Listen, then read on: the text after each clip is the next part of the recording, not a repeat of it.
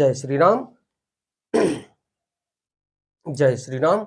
आइए चलते हैं हम आपको फिर पुनः लेके प्रभु श्री राम के रामचरितमानस की कथा लंका कांड खष्ट सोपान यानी छठे सोपान में, जिसको सुनने और पढ़ने मात्र से ही हमारा आपका देश संसार का कल्याण हो जाएगा। तो ओम श्री गणेशाय नमः। श्री जानकी वल्लभो विजयते। तो पिछली कथा में मैंने आपको बताया था कि प्रभु श्री राम के बाणों से रावण का मुकुट गिरा और मंदोदरी के कानों का कुंडल गिरा सिर्फ बाणों के ध्वनि से। लेकिन अब आगे की कथा ये कह रही है और मंत्रणा हो रही है प्रभु श्री राम और महावीर बजरंगबली और बानर राज सुग्रीव और जामवंत के आगे की योजना क्या बनाई जाए। तो उसमें भी देखा जाए तो महाराज के सन्मुख प्रभु श्री राम के बैठे हुए ऋक्षराज जामवंत ये कह रहे हैं कि प्रभु एक बार शांति दूत बना के भेजा जाए और वो भी अंगद को भेजा जाए शांति दूत बना के लंका में। हो सकता है कि रावण मान जाए और युद्ध टल जाए और माता वैदेही को आपके श्री चरणों में समर्पित करके नतमस्तक हो जाए। तो अंगद के बारे में थोड़ा सा जाना जाए तो अंगद जो है कि बाली का पुत्र था और उसकी माता का नाम तारा था, जो कि एक अप्सरा थी। और अंगद प्राण विद्या में भी निपुण थे। उनके अंदर अतुलित बल था और वो अतुलित बल के स्वामी भी थे। महाराज अंगद जो जा रहे हैं रावण के सभा में उनको चेतावनी देने के लिए कि अब भी संभलना हो तो संभल जाओ। तो इस कथा में मैं आपको आगे ले चलता हूं, क्योंकि आने वाले समय में अंगद किष्किंधा के युवराज होंगे और इधर देखा जाए तो विभीषण को राज्याभिषेक करेंगे प्रभु श्री राम। तो चलते हैं आगे की कथा में। इससे पहले विघ्नों को हरने वाले भगवान गणेश और विद्या की प्रदायिनी मां सरस्वती के श्री चरणों में शीश नवाते हुए विनम्र निवेदन करूंगा कि हमारे देश संसार में जहां भी प्रभु श्री राम के श्री रामचरितमानस की कथा हो रही हो उसे संपन्न करने में अपना पूर्ण योगदान दें। हमारी कथा हमारी वीडियो आपको अच्छी लगे तो वीडियो को लाइक करिए, शेयर करिए, चैनल को सब्सक्राइब करिए, बेल आइकन दबाना ना भूलिए, जिससे हमारी कोई भी महत्वपूर्ण धार्मिक वीडियो आप तक शीघ्र पहुंचे। आपका स्नेह और प्रेम हमको इसी तरीके से मिलता रहे। चलते हैं आगे की कथा में। तो नीति मंत्र सबके मन माना अंगद सन कह कृपा निधाना बाली तनय बुद्धि बल गुण धामा लंका जाहु तात मम कामा। तो यह अच्छी सलाह सबके मन में जच गई। कृपा के निधान श्री राम जी ने अंगद से कहा, हे बल बुद्धि और गुणों के धाम बाली पुत्र, हे तात तुम मेरे काम के लिए लंका जाओ। बहुत बुझाई तुम्हें का कहू परम चतुर मैं जानत अहू काजु हमार तासु हित होई रिपुसन करेहु बत कही सोई। तो तुमको बहुत समझाकर क्या कहूं, मैं जानता हूं तुम परम चतुर हो। शत्रु से वही बातचीत करना जिससे हमारा काम हो और उसका कल्याण हो। तो प्रभु आज्ञा धरी शीश चरण बंदी अंगद उठे सोई गुण सागर इस राम कृपा जा पर करो। तो प्रभु की आज्ञा सिर चढ़ाकर और उनके चरणों की वंदना करके अंगद जी उठे और बोले, हे भगवान श्री राम जी, आप जिस पर कृपा करें वही गुणों का समुद्र हो जाता है। तो स्वयं सिद्धि सब काजनाथ मोहि आदर दियौ अस विचारी जुबराज तन पुलकित हर्षित हियौ। तो उस हिसाब से स्वामी के सब कार्य अपने आप सिद्ध हैं। यह तो प्रभु ने मुझको आदर दिया है जो मुझे अपने कार्य पर भेज रहे हैं। ऐसा विचार कर युवराज अंगद का हृदय हर्षित और शरीर पुलकित हो गया। तो बंदी चरण उर धरि प्रभुताई, अंगद चले सबहि सिरुनाई। प्रभु प्रताप उर सहज असंका, रन बांकुरा बाली सुत बंका। तो चरणों की वंदना करके और भगवान की प्रभुता हृदय में धरकर अंगद सबको सिर नवाकर चले। प्रभु के प्रताप को हृदय में धारण किए हुए रण बाकुरे वीर बालपुत्र स्वाभाविक ही निर्भय हैं। पूर्व पैठत रावण कर बेटा, खेलत रहा सो खोई गए भेटा। बात ही बात करस बढ़ी आई, जुगल अतुल बल पुनि तरु नाई। इधर प्रभु श्री राम के श्री चरणों में समर्पित होके उनसे आज्ञा लेके अंगद निकल चुके लंका के लिए।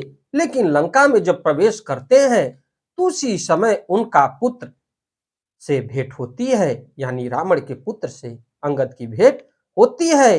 तो लंका में प्रवेश करते ही रावण के पुत्र से भेंट हो गई, जो वहां खेल रहा था। बातों ही बातों में दोनों में झगड़ा बढ़ गया, क्योंकि दोनों ही अतुलनीय बलवान थे और फिर दोनों की युवावस्था भी थी। तही अंगद कहुलात उठाई, गहि पद पट के भूमि भवाई। निश्चर निकर देखी भट भारी, जहां तहां चले न सकहीं पुकारी।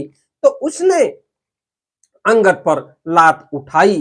अंगद ने वहीं पैर पकड़कर उसे घुमाकर जमीन पर दे पटका और मार गिराया। राक्षस के समूह भारी योद्धा देखकर जहां तहां भाग चले, वे डर के मारे पुकार भी न मचा सके। एक एक सन मरम न कहीं, समुझता सुबध चुप करी रहीं। भयो कोलाहल नगर मझारी, आवा कपि लंका जेहि जारी। तो वहां के जो राक्षस थे वो समझ रहे हैं कि जो लंका को दहन करके गया, जो लंका को जला के गया, वही फिर आ गया है। हम लोगों को कुछ नहीं बोलना है, नहीं हम लोगों को भी मार डालेगा। एक दूसरे को मर्म असली बात नहीं बतलाते। उस रावण के पुत्र का वध समझकर सब चुप मार कर रह जाते हैं। रावण पुत्र की मृत्यु जानकर और राक्षसों को भय के मारे भागते देखकर नगर भर में कोलाहल मच गया कि जिसने लंका जलाई थी वही बानर फिर आ गया है। अब धौ कहा करी कर तारा, अति सभीत सब कर ही बिचारा। बिन पूछे मगु देहि दिखाई, जहि बिलोक सोई जाई दुखाई सुखाई। तो सब अत्यंत भयभीत होकर विचार करने लगे कि विधाता अब न जाने क्या करेगा। वे बिना पूछे ही अंगद को रावण के दरबार की राह बता देते हैं। जिसे ही वे देखते हैं वही डर के मारे सूख जाता है। गयौ सभा दरबार तब, सुमिर राम पद कंज। सिंह ठवन इत उत चितौ, धीर वीर बल पुंज। तो श्री राम जी के चरण कमलों का स्मरण करके अंगद रावण की सभा के द्वार पर गए और वे धीर वीर और बल की राशि अंगद सिंह की सी एड़ शान से इधर उधर देखने लगे। तुरत निशाचर एक पठावा, समाचार रामन ही जनावा। सुनत बहस बोला दस सीसा, आनहु बोली कहाँ कर कीसा। तुरंत ही उन्होंने एक राक्षस को भेजा और रावण को अपने आने का समाचार सूचित किया। सुनते ही रावण हंसकर बोला, बुला लाओ, देखें कहाँ का बंदर है। आय सुपाई दूत बहुधाए, कपि कुंजर ही बोल लय आए। अंगद दीख दशानन वैसे, सहित प्राण कज जल गिरी जैसे। तो आज्ञा पाकर बहुत से दूत दौड़े और बानरों में हाथी के समान अंगद को बुला लाए। अंगद ने रावण को ऐसे बैठे हुए देखा जैसे कोई प्राण युक्त सजीव काजल का पहाड़ हो। तो भुजा बिटप सिर श्रृंग समाना, रोमावली लता जनुनाना। मुख नासिका नयन अरुकाना, गिरि कंदरा खोह अनुमाना। तो भुजाएं वृक्षों के और सिर पर्वतों के शिखरों के समान है। रोमावली मानो बहुत सी लताएं हैं और मुंह, नाक, नेत्र और कान पर्वत की कंधराओं और खोहों के बराबर है।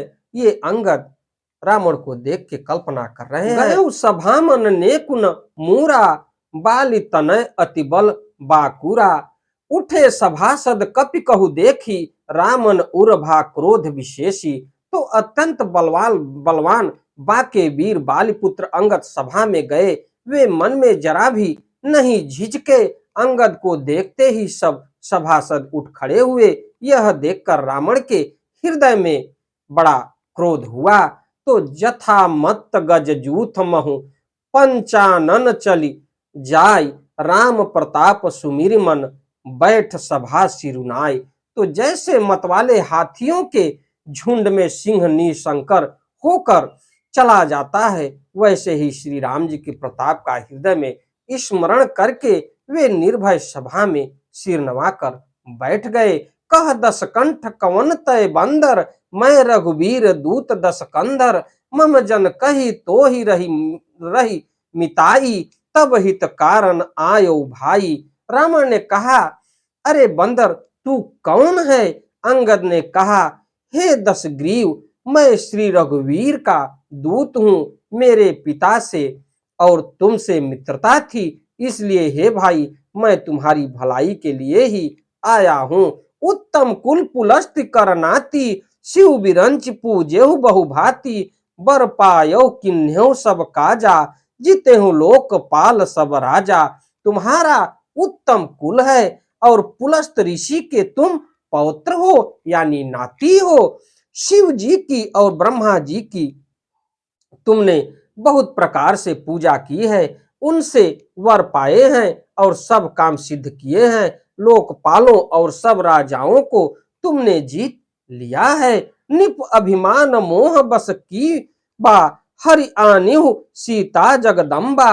अब शुभ कहा सुनो तुम मोरा, अब अपराध क्षमहि प्रभु तोरा। तो राज मद से या मोह वश तुम जगत जननी सीता को हर लाए हो। अब तुम मेरे शुभ वचन, मेरी हित भरी सलाह सुनो। उसके अनुसार चलने से प्रभु श्री राम जी तुम्हारे सब अपराध क्षमा कर देंगे। दसन गहौ तृण कंठ कुठारी, परिजन सहित संग निज नारी। सादर जनक सुता करी आगे, यही विधि चलहु संकल सकल भय त्यागे। तो दांतों में तिनका दबाओ और गले में कुल्हाड़ी डाले और कुटुंबियों सहित अपनी स्त्रियों को साथ लेकर आदर पूर्वक श्री जानकी जी को आगे करके इस प्रकार सब भय छोड़कर चलो। और हे शरणागत के पालन करने वाले रघुवंश शिरोमणि श्री राम जी, मेरी रक्षा कीजिए, रक्षा कीजिए। इस प्रकार आर्त प्रार्थना करो। आर्त पुकार सुनते ही प्रभु तुमको निर्भय कर देंगे और तुमको क्षमा कर देंगे। इसी के साथ मैं अपनी वाणी को विराम देता हूं। अगली कथा में मैं आपको फिर ले चलूंगा कि महाबली अंगद किस प्रकार से रावण को समझाते हैं और किस प्रकार से अपना पैर उसके महल में जमाते हैं, जिसको कोई हिला तक न सका।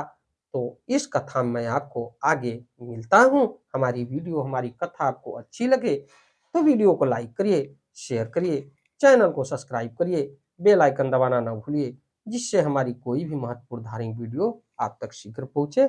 आपका दिन मंगलमय हो। धन्यवाद।